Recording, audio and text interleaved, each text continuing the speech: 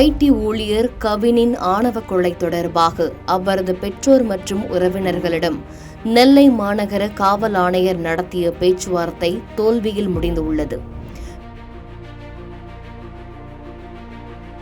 பெண்ணின் பெற்றோரை கைது செய்தால் மட்டுமே கவினின் உடலை வாங்கப் போவதாக கவினின் பெற்றோர் திட்டவட்டமாக தெரிவித்துள்ளனர். மேலும் அரசாங்கம் தரும் எந்த நிதியுதவியும் வேண்டாம் என்றும், கோடி ரூபாய் கொடுத்தாலும் தங்களுக்கு நிதி வேண்டாம், நீதி வேண்டும் என்று அவர்கள் போராட்டத்திலும் ஈடுபட்டு வருகின்றனர். பட்டியலின இளைஞரான கவின் கடந்த ஜூலை 27 அன்று நெல்லையில் கொலை செய்யப்பட்டார். இதையடுத்து அவரை கொலை செய்ததாக சுர்ஜித் என்ற இளைஞர் பாளையங்கோட்டை காவல் நிலையத்தில் சரணடைந்தார். இந்த விவகாரம் பூதகரமாக தமிழகத்தில் வெடித்துள்ளதை அடுத்து நிவாரண நிதியை கூட கவினின் பெற்றோர் வாங்க மறுத்துவிட்டனர்.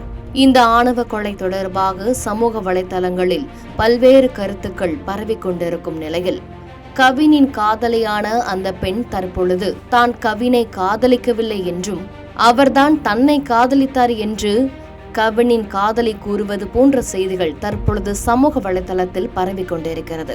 இதையடுத்து கவினும் அந்த பெண்ணும் எடுத்துக்கொண்ட புகைப்படங்கள் சோசியல் மீடியாக்களில் வைரலாக பரவ தொடங்கியது. இதை மையமாக வைத்து இளவரசனின் கொலை வழக்கு, கோகுல்ராஜ் கொலை வழக்கு என பல்வேறு ஆணவ கொலை வழக்குகளை எடுத்து தற்பொழுது இணையதளத்தில் இளைஞர்கள் பலரும் பதிவிட்டு வருகின்றனர்.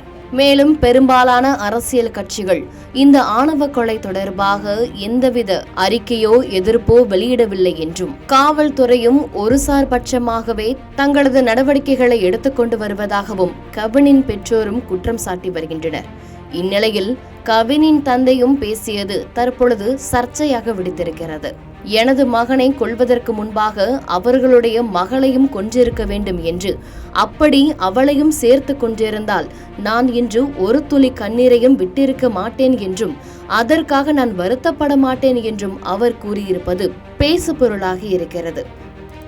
என் மகனை கொன்றவாறு அவரது மகளையும் கொன்றிருந்தால் நான் வருத்தப்பட்டிருக்க மாட்டேன் என்று ஒரு தந்தையாக அவர் பேசியது மிகப்பெரிய அதிர்வலைகளையும் ஏற்படுத்தியிருக்கிறது.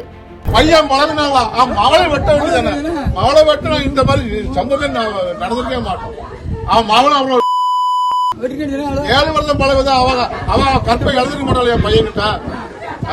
2 பேரும் வெட்டு ரொம்ப சந்தோஷப்படுவான். சரி பரவாயில்ல. அவன் மகளை மட்டும் வெட்டமா? மகளை வெட்டி தருமா நான் பாராட்டி இருப்பேன். என் பையன் சேர்த்தாலும் ஒரு வருஷத்துக்கு கண்ணீர் வந்திருக்காது எனக்கு. நீ அவளை வெட்டுவாமா? அவளை இல்லையே, ஒரு கண்ணீர் வராது கண்ணுல. சந்தோஷம் ரைட்டு. மேலும் இதற்கு சரியான தீர்வு கிடைக்காவிட்டால் எனது சமூகத்தினர் அனைவரையும் ஒன்று திரட்டி நான் போராடுவேன் என்றும், நியாயம் கிடைக்காத வரையில் எனது மகனின் உடலை வாங்கப் போவது இல்லை எனவும் அவர் தெரிவித்துள்ளார். இந்நிலையில் கவினை கொலை செய்த சுர்ஜித் மீது தற்பொழுது குண்டா சட்டமும் பாய்ந்திருக்கிறது. மேலும் அவர் மீது தொடர் விசாரணையும் நடத்தப்படும் என்றும் போலீசார் தரப்பில் தெரிவிக்கப்பட்டுள்ளது. இருப்பினும் கவினின் காதலியான அந்த பெண்ணிடமும் முறையான விசாரணை மேற்கொள்ள வேண்டும் என கவின் தரப்பு உறவினர்கள் கோரிக்கை வைத்துள்ளனர்.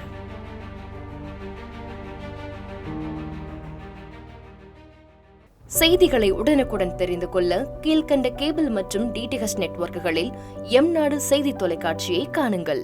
பாதகம் செய்பவரை கண்டால் நாம் பயம் கொள்ளலாகாது பாப்பா.